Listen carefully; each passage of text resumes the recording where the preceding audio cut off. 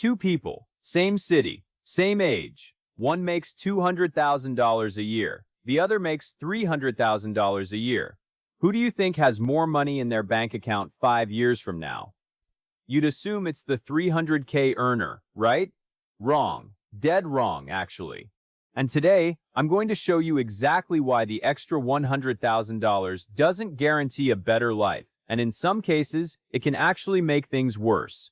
This is Ron, and if you're new here, welcome. This channel is all about breaking down money, income, and wealth building in a way that actually makes sense. So if that sounds like something you need, hit that like button and subscribe right now because we're about to get into it. By the end of this video, you'll know exactly what $200,000 and $300,000 really look like in real life, not just on a tax return. Let's dive in.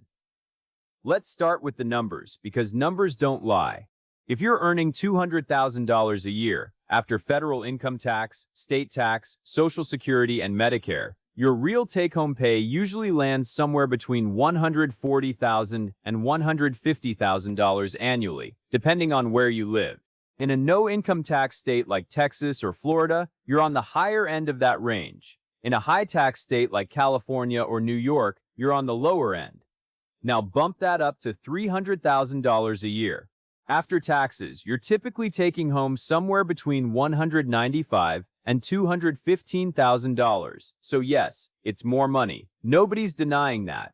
But it's not double, and it's definitely not proportional to the effort most people assume it takes to earn that extra $100,000. Here's where it gets interesting, though. Let's talk about where you actually live, because this changes everything. Picture someone making $200,000 a year in Indianapolis, Nashville, or San Antonio. Their money goes far. We're talking a spacious home, low cost of living, minimal traffic stress, and plenty left over every single month to invest, save, or enjoy life. That $200,000 feels like real wealth. Now take that exact same salary and drop it into San Francisco, New York City, or Los Angeles. Suddenly, a one-bedroom apartment costs $3,000 a month. Parking costs extra. Groceries cost more. Everything costs more. That same $200,000 can start to feel surprisingly average. This is lesson number 1. Your salary is only half the equation. Your cost of living is the other half, and most people completely ignore it when comparing income levels. Now let's flip to $300,000 a year, because this is where things get psychologically tricky. When people hit that 300K mark, something predictable happens almost every time: lifestyle creep. It's subtle at first. Maybe you upgrade from a sedan to an SUV. Maybe you move from a 2-bedroom to a 4-bedroom house. Maybe the family vacations go from a weekend road trip to an international trip every year. None of these decisions feel reckless in the moment. They feel earned. They feel deserved. But here's the problem. Little by little, that extra $100,000 gets absorbed into a bigger, more expensive lifestyle, until eventually, the $300,000 earner is saving the same percentage, or sometimes even less, than they were at $200,000. This is exactly why so many high earners feel financially stuck despite an impressive salary. It's not that they're broke, it's that their expenses have quietly scaled right alongside their income. Let's run an actual comparison, because I think seeing the numbers side by side really drives this home.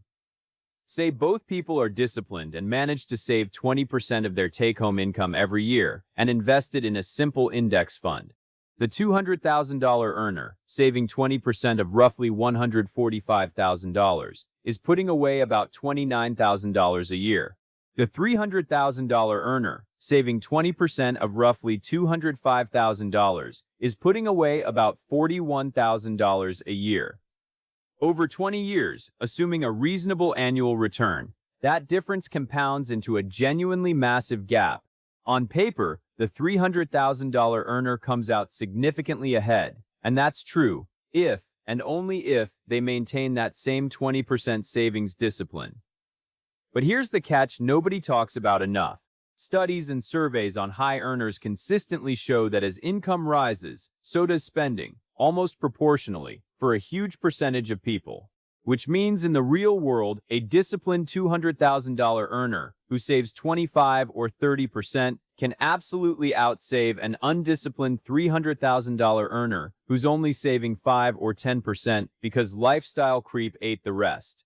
Let's talk about something else that rarely gets mentioned: what it actually costs in time and stress to earn that extra $100,000. A lot of $300,000 salaries come from demanding fields: investment banking, corporate law, tech leadership, medicine, high-level sales. These roles often come with 60, 70, even 80-hour work weeks, constant travel, high-pressure deadlines, less time with family, less time to actually enjoy the money being earned. Meanwhile, someone earning $200,000 in a role with better work-life balance, say, a solid engineering job, a stable corporate position, or a well-run small business, might be working a reasonable 45 hours a week, with actual time to enjoy their evenings, weekends, and vacations. So when you ask, who has the better life, the honest answer is, it's not as obvious as the paycheck suggests. There's one more factor worth mentioning: debt and obligations. Two people earning identical salaries can have completely different financial realities depending on what they owe. Student loans, car payments, credit card debt, a mortgage that's too big for their income. High income does not cancel out bad debt. In fact, higher earners often qualify for bigger loans, which means bigger monthly obligations, which means that extra income gets committed before it even hits their bank account. So what actually determines quality of life at these income levels? It comes down to four things: location, lifestyle discipline, savings rate, and debt management. Get those four right, and $200,000 can feel like abundance. Get them wrong, and $300,000 can feel like barely scraping by. So let's bring this all together. $200,000 and $300,000 are both excellent incomes. There's no denying that. But the number on your paycheck is never the full story. Where you live changes what that money is actually worth. Lifestyle creep can quietly erase the benefit of a raise.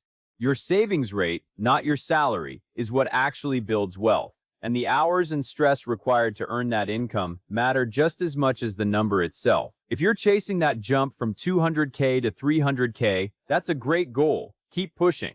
But don't assume the extra income will automatically fix your finances. Build the habits first, the location strategy first, the savings discipline first, and when that raise does come, you'll actually keep it instead of watching it disappear into a bigger house and a bigger car payment. If this video helped you see income differently, smash that like button, subscribe if you're not already part of the family, and let me know in the comments, are you team 200K or team 300K? This is Ron. I'll catch you in the next one.